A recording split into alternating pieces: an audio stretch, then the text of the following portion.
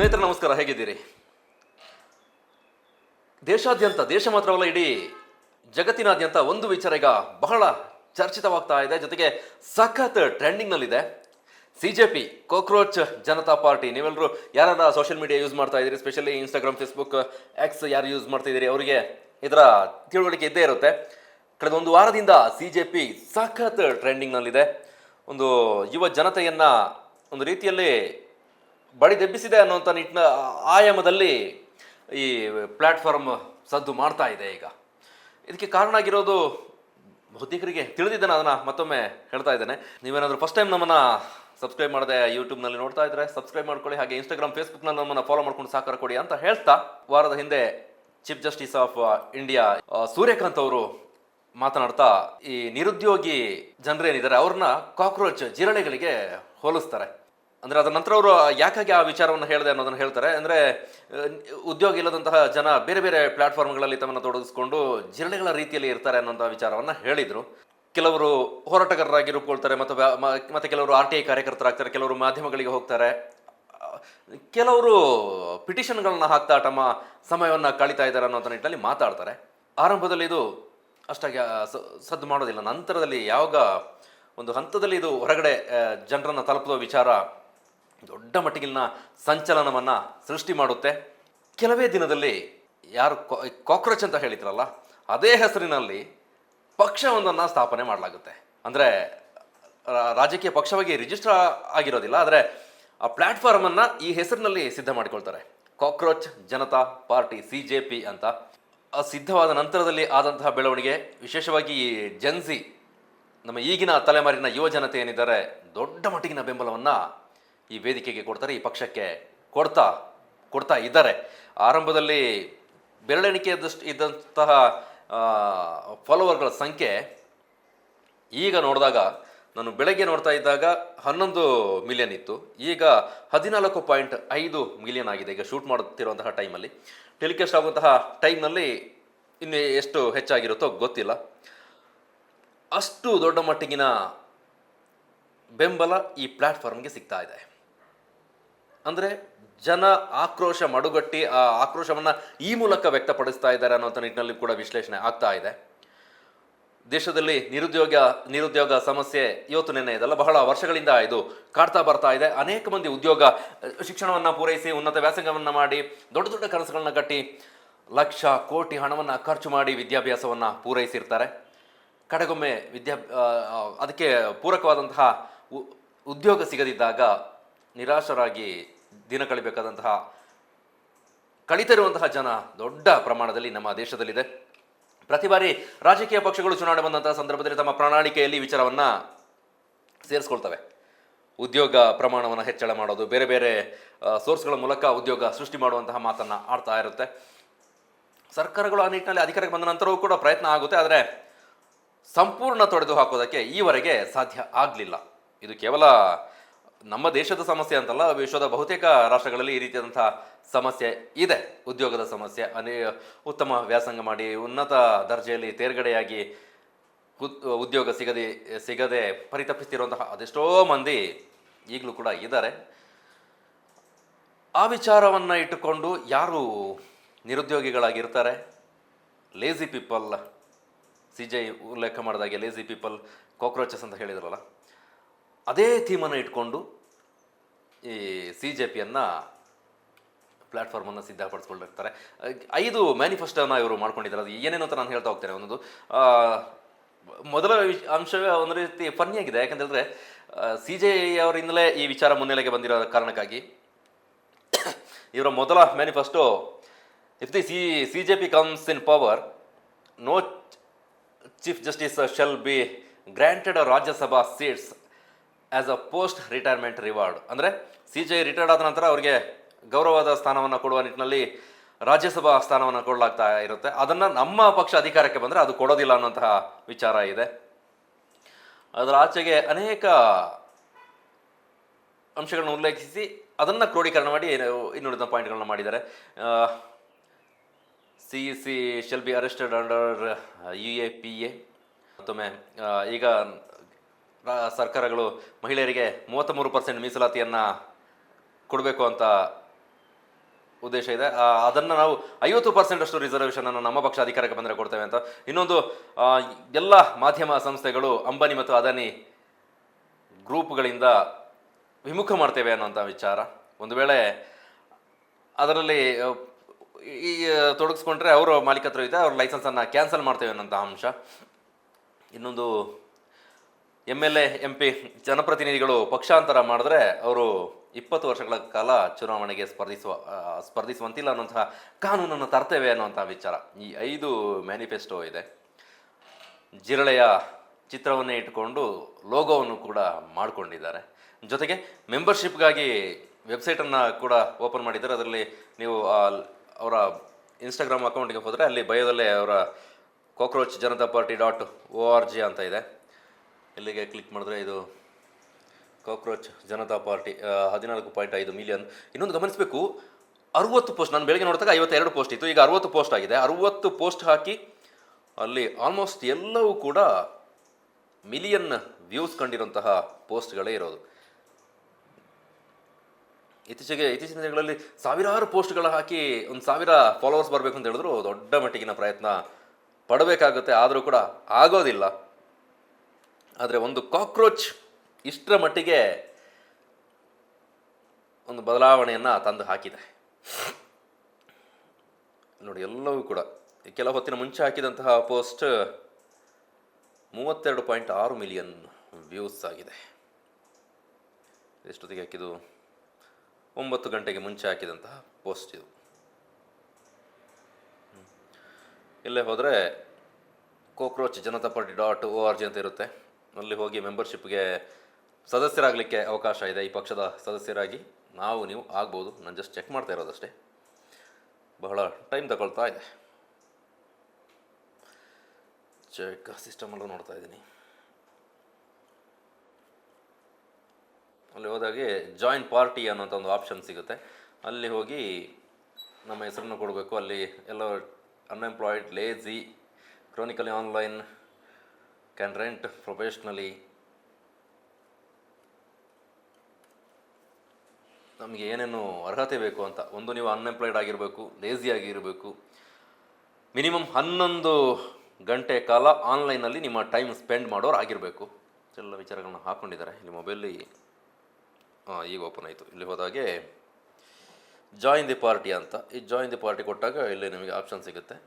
Join the party ಇಲ್ಲಿ ಸೇರ್ಬೋದು. ಇದಿಷ್ಟು ಈ ಪಕ್ಷದ ವಿಚಾರ. ಇದನ್ನು ಯಾರು ಶುರು ಮಾಡಿದ್ರು ಅಂತ ನಾವು ನೋಡಿದಾಗ, ಅಭಿಜಿತ್ ದೀಪ್ಕೆ ಅನ್ನೋಂಥ 30 ವರ್ಷದ ಯುವಕ. ಈತ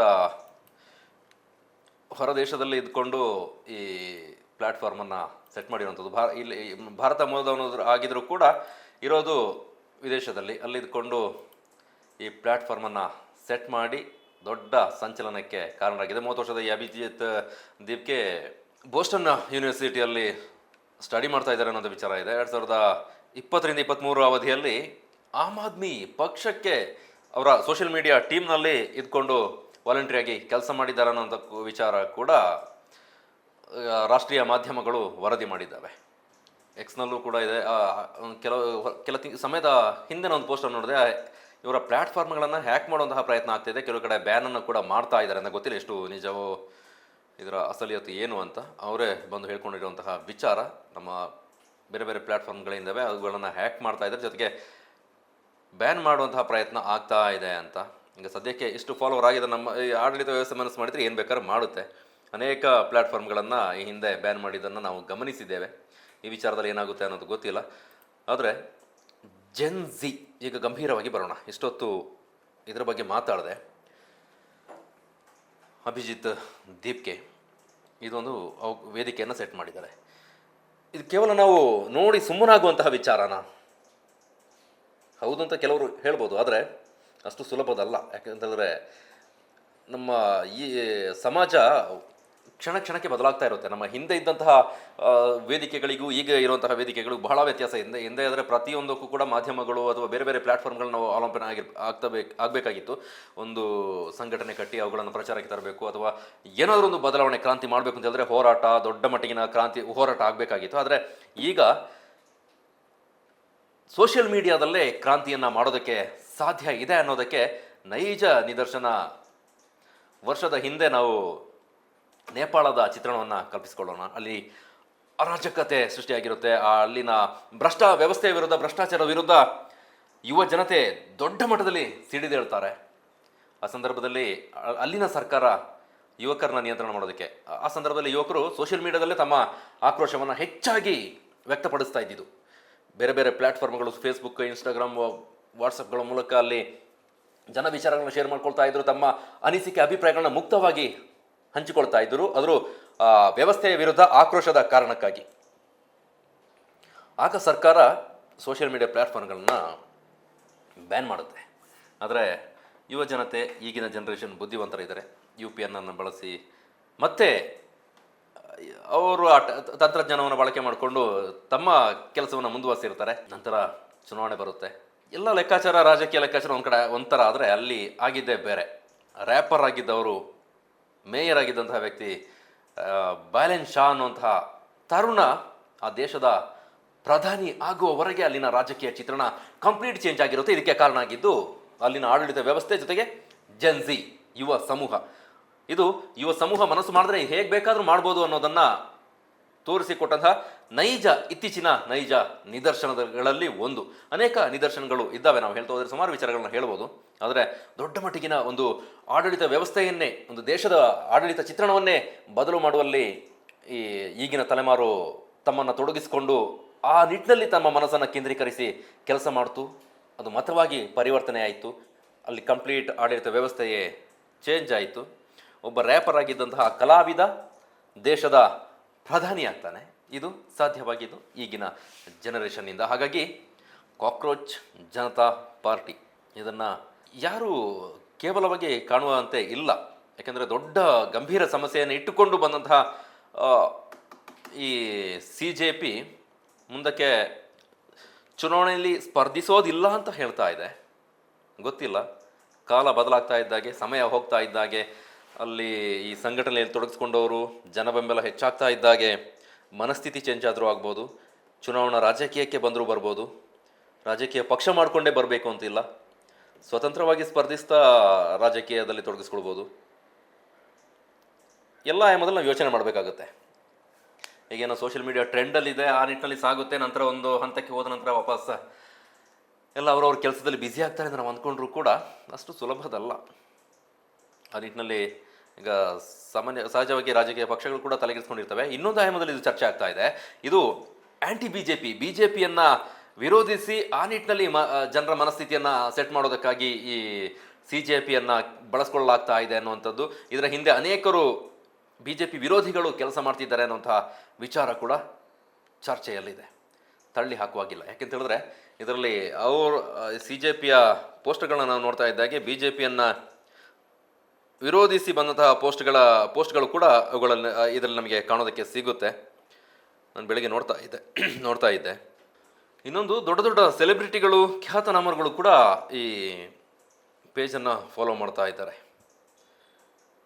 ಅನೇಕ ಸೆಲೆಬ್ರಿಟಿಗಳು ಇದಕ್ಕೆ ಬೆಂಬಲವನ್ನು ಸೂಚಿಸ್ತಾ ಇದ್ದಾರೆ. ಅವುಗಳನ್ನ ಫಾಲೋ ಮಾಡಿ ಅವರ ಒಪಿನಿಯನ್ಗಳನ್ನ ಹೇಳ್ತಾ ಇದ್ದಾರೆ. ಈ ವಿಚಾರವಾಗಿ ನಿರುದ್ಯೋಗದ ಸಮಸ್ಯೆಯ ಕುರಿತಾಗಿ ಅವರ ಒಪಿನಿಯನ್ಗಳು ಈ ವೇದಿಕೆ ಮೂಲಕ ಹೊರಗೆ ಬರ್ತಾ ಇದ್ದಾವೆ.